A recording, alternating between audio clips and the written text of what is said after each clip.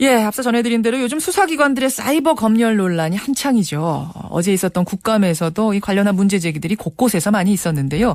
그 가운데 하나가 국가정보원이 카카오톡과 네이버 등의 감청 대부분을 수행했다라는 주장입니다. 그러니까 카톡만 대상인 줄 알았더니 네이버도 있었다는 점.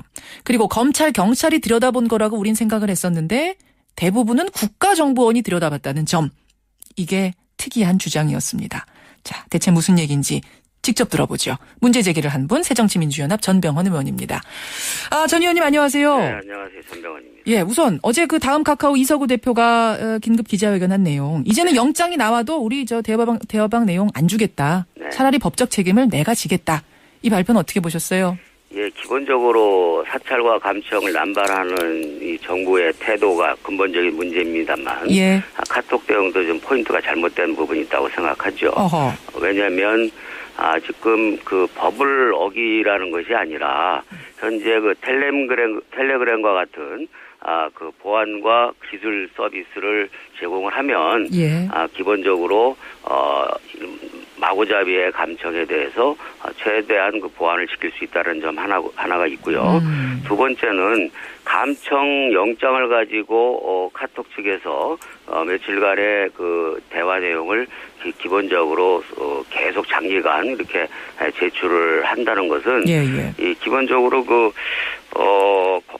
대법원의 판례에 의하면 그 카톡의 메시지는 감청 대상이 아닙니다. 그런데 그럼에도 불구하고 그 과잉 그 자료를 제공했다라는 그 책임이 하나가 있는 거죠. 감청의 대상이 아니다라는 거는 무슨 말씀이세요? 대법원 판례에 의하면? 예, 그것은 감청이라고 하는 것은 송수신이 동시에 이루어지는 것을 들여다보는 것을 감청이라고 정의를 하고 있는데. 말하자면 전화처럼요. 예, 전화 회선 따는 것처럼요. 그렇죠. 근데 송수신이 이미 끝난 뒤에 자료를 감청 영장을 제시한다 그래서 모아서 그 과거에 그 누적된 메시지를 제공하는 그것은 감청 영장하고는 상관이 없는 과잉 자료 제공인 것이죠. 그럼 지금까지 수사기관에서 영장 가지고 간 것도 잘못된 영장 가지고 간 거다 이 말씀이시군요. 그렇죠. 예. 압수수색 영장이었다면은 다르지만 감청 영장 가지고 카톡에서 자료를 제공한 것은 과잉 제공이라는 측면이 하나가 있고요.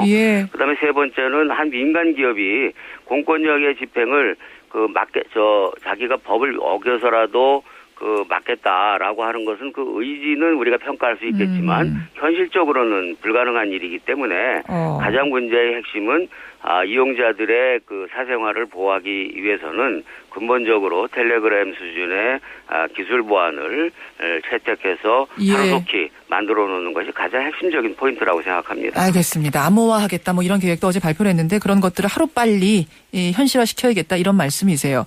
그나저나 전병헌 의원이 국감에서 공개한 내용을 제가 쭉 들여다보니까요.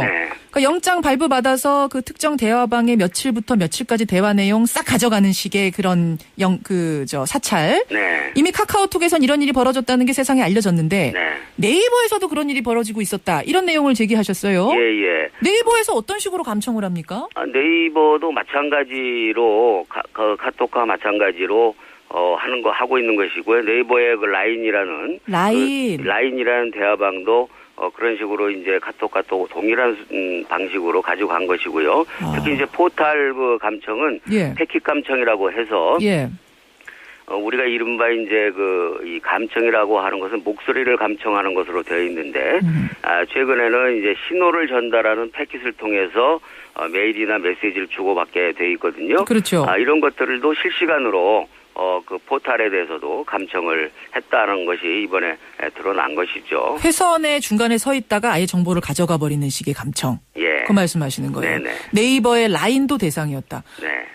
네이버 밴드도 대상이었다. 지금 이런 거죠? 라인 밴드 다 대상이었다는 거죠? 다 대상이 될 수 있는 것이고 하여튼 광범위하고도 지나치게 일종의 사찰이라고 표현하지 않으면 안 될 정도의 소위 광범위한 그런 사찰이 이루어진 것이고 감청이 이루어진 것이고 우리는 이러한 그 상황에 대해서 완전히 국민 감시공화국 국민에 대한 이 소위 감시와 사찰이 마구잡이로 이루어지는 국민 감사공화국 아니냐, 국정감사장에서 국민 감사공화국에 대한 그런 문제를 제기한 셈이죠. 또 하나는요, 그러니까 감청이라고 하면 뭔가 정보를 들여다보는 것이라고 하면 이제 검찰이나 경찰이 뭔가 압수수색 영장 가지고선 한 것이라고 우린 생각하기 쉬운데 네. 전 의원 공개하신 거 보니까 2013년 한 해 동안 1887회 회선에 대한 인터넷 감청이 있었고 네. 그중 95%는 국정원이 들여다봤다 이러셨어요? 예. 검경이 아니라 국정원이 95%를 들여다봤습니까? 예, 그렇습니다.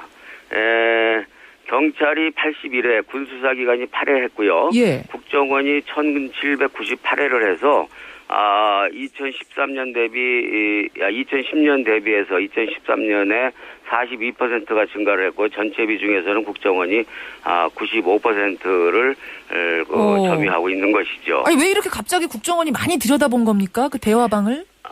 기본적으로 그 범죄의 종류나 수사 방식에 따라 차이가 있는 것인데요. 예. 그 패킷 감청의 경우에는 개인 간에 그 보내는 이제 이메일 또 보다 은밀한 그 카카오톡 대화방 같은 그 대화를 그 엿보거나 그것이 바로 이제 범죄의 중요한 증거가 될 수 있다라는 판단을 하게 되면 이와 같은 감청이 그 광범위하게 이루어지는 것이고요.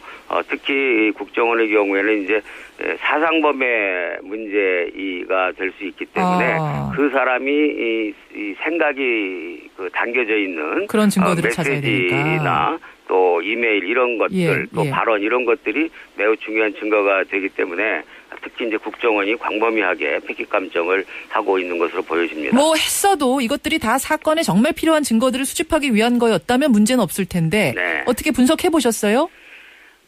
기본적으로 이 지나치게 지금 이제 조금 있으면 기지국 수사에 대한 광범위한 이 수사도 아마 그 공개할 수밖에 지금 없는데 지금 현재 저희가 공개하라고 요구를 하고 있는데 방통위와 지금 미래창조부에서 지금 공개를 하지 않고 있거든요. 기지국 수사라 하면 휴대폰 기지국 수사요? 예, 휴대폰 기지국 수사죠. 그래서 이것이 소위 말해서 그물망식, 저인망식 수사를 하게 되기 때문에 그 소위 상관이 없는 사람들까지도 이 소위 감청의 대상으로 자연스럽게 들어가는 결과가 발생이 되는 것이고. 잠깐만요, 전 의원님. 지금 굉장히 중요한 말씀해 주셨는데, 그러니까 인터넷 감찰 논란이 있는데 그건 말고 휴대폰에서도 뭔가가 지금 뭐 감청 같은 게 이루어졌다라고 뭔가를 잡으신 거예요?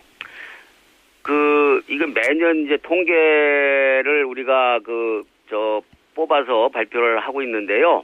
지금 저 자료를 내놓지 않고 있어서 지금 현재 국정감사 기간 중에 자료 씨름을 하고 있는 것이죠. 얼마나 휴대폰 회선을 들여다봤는가 이 자료 내놓으라고 하는데 자료가 안 나오고 있군요. 알겠습니다. 곧 나올 겁니다 아마. 어제 국감에서 제기한 내용들 오늘 조금 더 자세하게 들여다봤습니다.